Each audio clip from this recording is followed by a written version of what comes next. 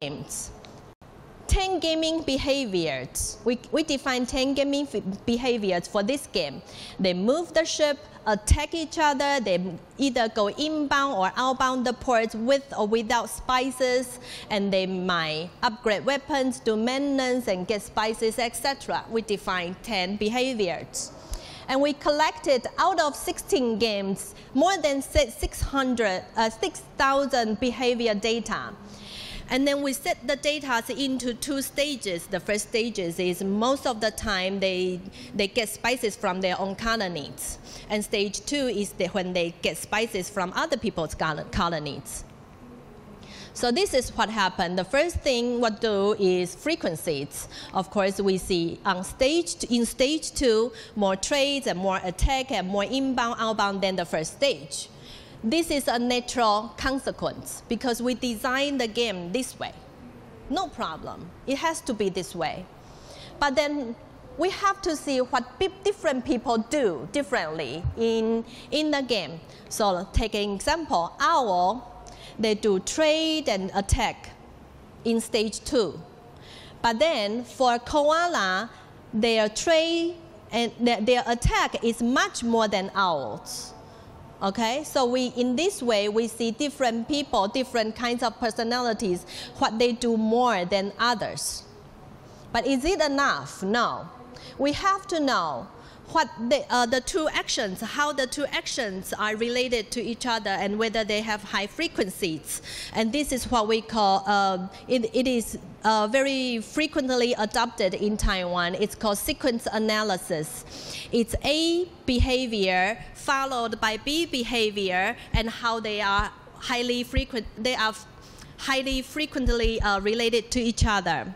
So this example is owl. First stage, second stage. For owl, we see for both stages, they upgrade weapons. And for stage 2, more maintenance and more trade in stage 2. But is there attack? No, the owls, they don't attack.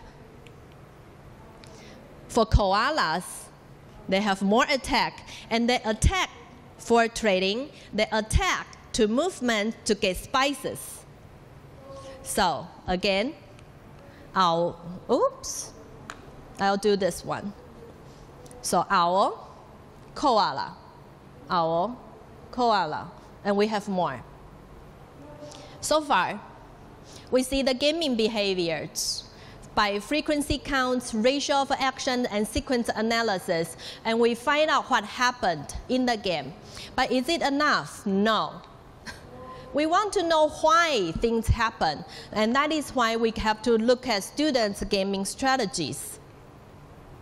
Interaction codes, we define interaction codes, and it comes from the oral interactions.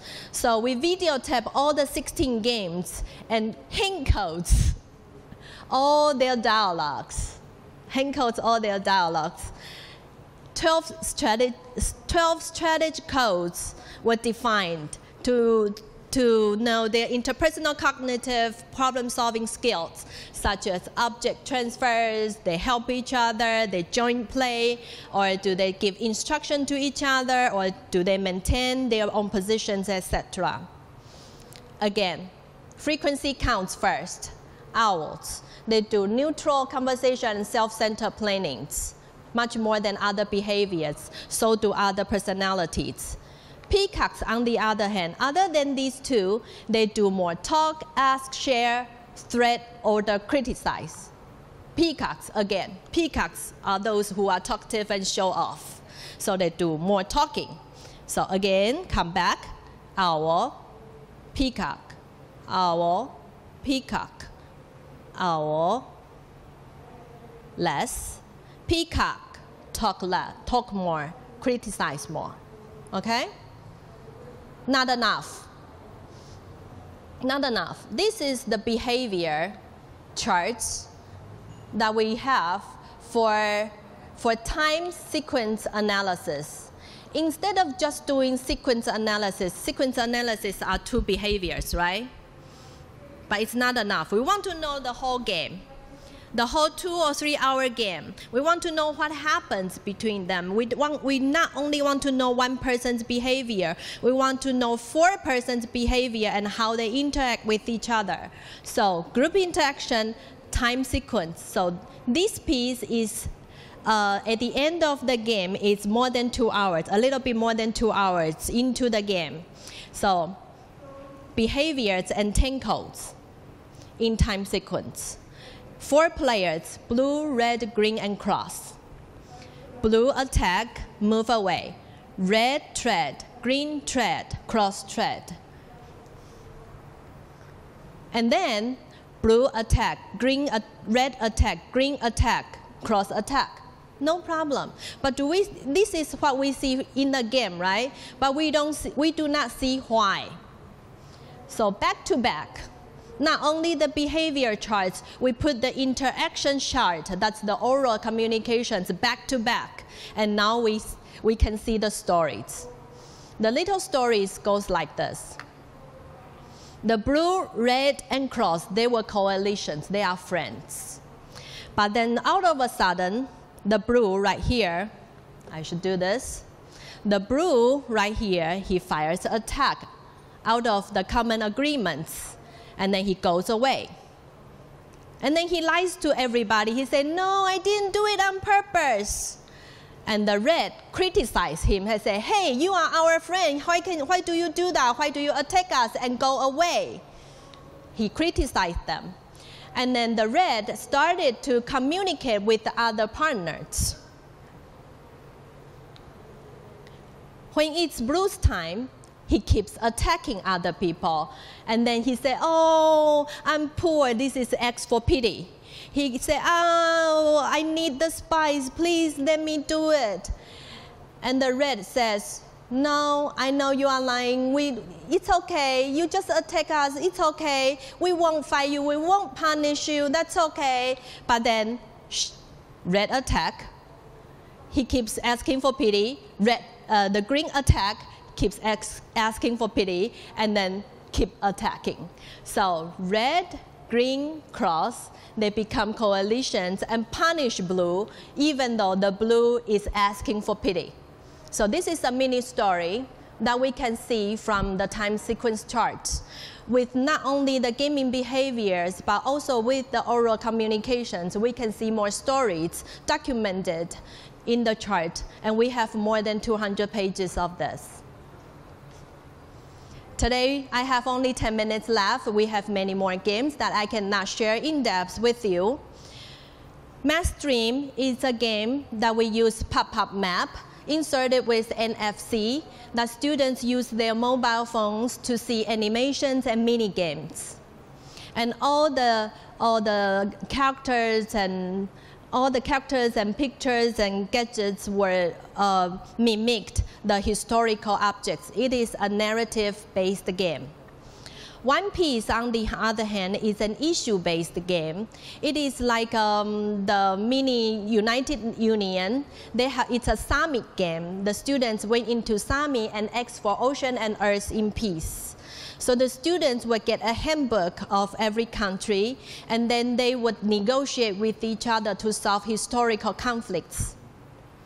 Navigator is a maker game that we use Arduino, block coding, and then build our own ships and use App Inventor to write an app to remote control our ship.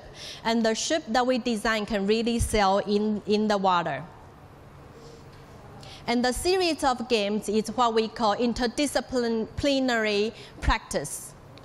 STEAM, we are very familiar with, is science-based. And I added a humanity-based interdisciplinary subject that I call CHARM. It's culture, humanities, adventure education. It's for team building, reading, and maker. And I put STEAM, CHARM, and to encourage the students to do more. In this concept, we need 4 elements: students, companions, objects, and mobile device.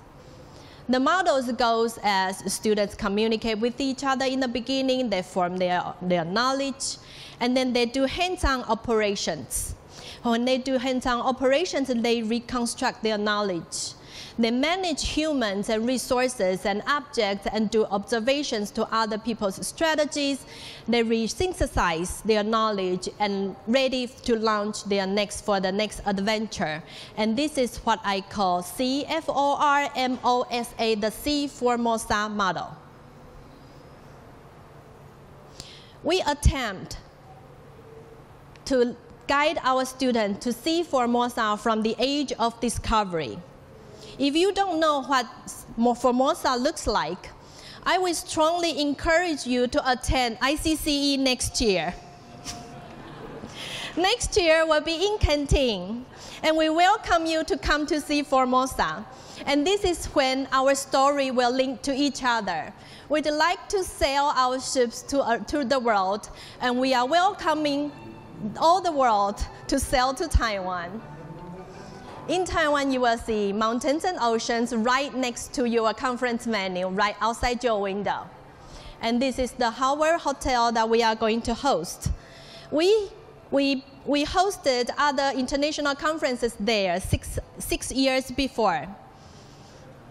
And this is what you are gonna get next year.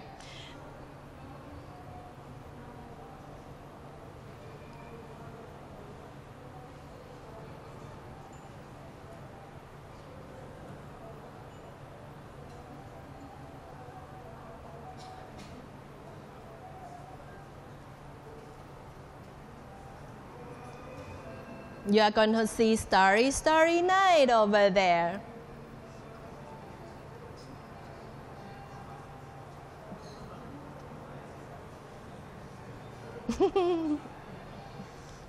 Okay, I will see you next year. All the students in our mind is a ship with beautiful mast. And we are hoping the teachers are the steam engines to the students, and we push them forward to sail to the world for the great voyage. And this is the way we guide our kids to sail to the world, and again, welcome you to Formosa next year. Thank you.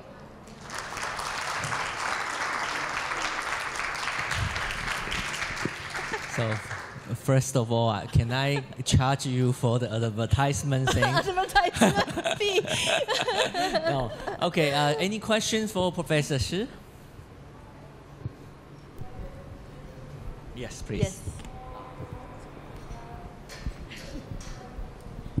Thanks for the interesting talk and the interesting games. So my question is about something you said in the beginning, that you wanted students to integrate through all these interdisciplinary subjects and topics, all the STEAM topics.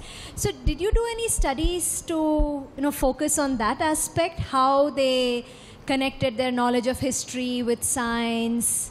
I don't mean any formal pre-post, but do you have any intuition or evidence of this integration? I should say the idea comes from the primary schools. We do it just out of our spontaneous motivation. We don't do it on purpose. But then after we do it, we started to realize, because we put the Great Voyage, the Age of Discovery, the history into the story. It's a narrative. And so the history comes in. And then we put cultures into it, so they start to learn the international communications and trades and stuff like that. And then because we put STEMs into it, so the students start to do codings and STEM and makers and stuff. So it just happened. We didn't do it on purpose. But then after we've done this, we start to do the research. We start to try to make it better. So great, every day we are making new models. We are making new gadgets. We are trying to make it more rich.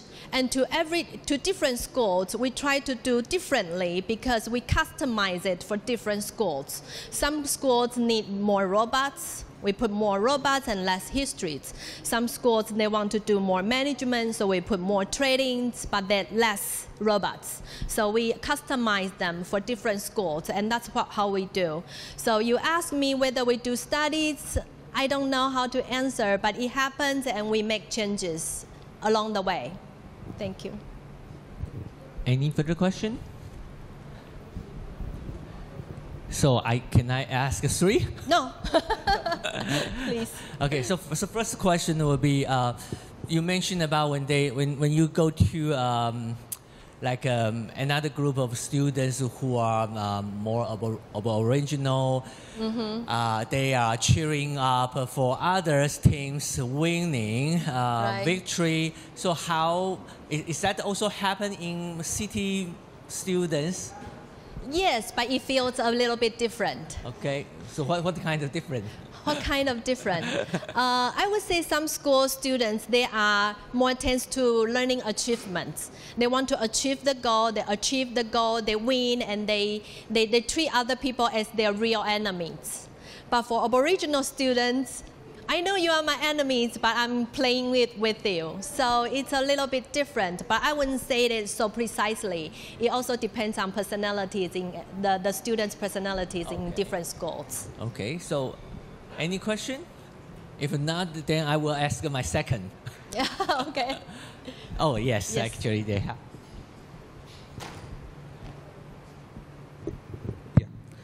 So the entire set of information, like I'm actually interested in learning sciences, and this provides a lot of very interesting data in terms of interactions with concrete objects, as well as there are social interactions also, and in the process there are lots of abstractions that students would be making. Right. And it's just a comment that if you would be interested, like we can discuss a little more in greater detail to see if there is any possibility of exploring the learning sciences aspect in the in this particular experimental setup.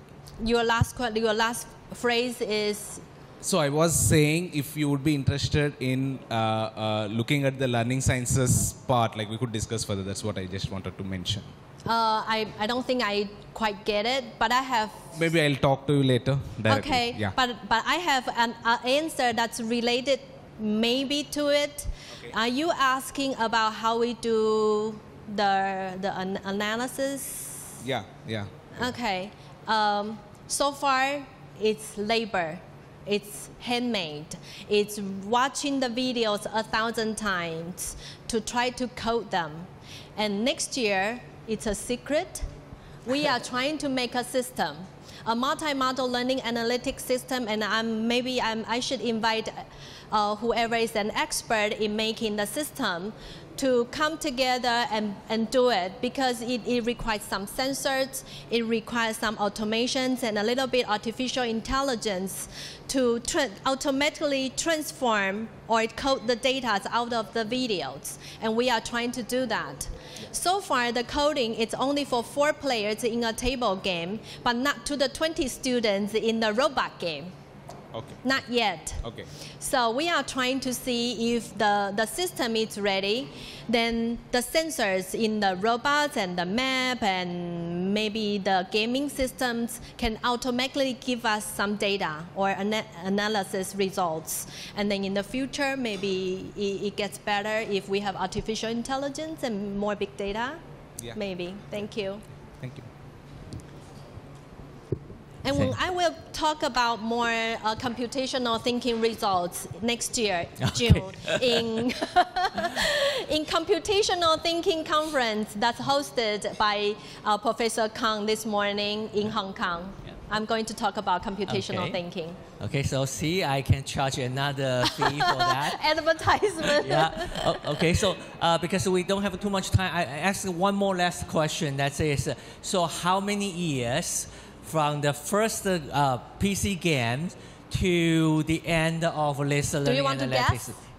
Anyone want to have a guess from the first PC games to what do you see the learning analytics result? So far. How many years or how many months? Anyone want to get a guess? And if you are close or correct, then Professor I will go to your school and do the game for you. Okay, see? All right. Okay, so any guess? Wild guess. No? No? I'll announce. Oh, yes. No, you said 5? No. It's actually 2 from planning.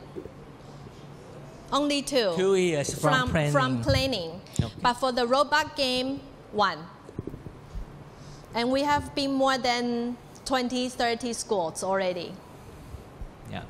Yeah, so that is, now you know why I say the Professor Shi's research is complete, solid. See, from the very beginning to the end, everything's covered, and she spent so much time, not just 1 month, 3 months, 2 months, 6 months, but 2 years. 2 years, less than 2 years. Yeah. And so, I'm expecting your last question is where you come to Canada. No, actually, my next question is, what is a tiger? Tiger. There's no tiger in elementary schools because in this young age, there's no dominancy or leaderships in young age. You can't detect them. So there's no tiger. Okay, I'm a call out, I think. All right. Okay. Anyway, once Thank again, you. thank you for Professor Shi's speech. And on behalf of ICCE, I would like to give Professor Shi the token to appreciate her help and speech.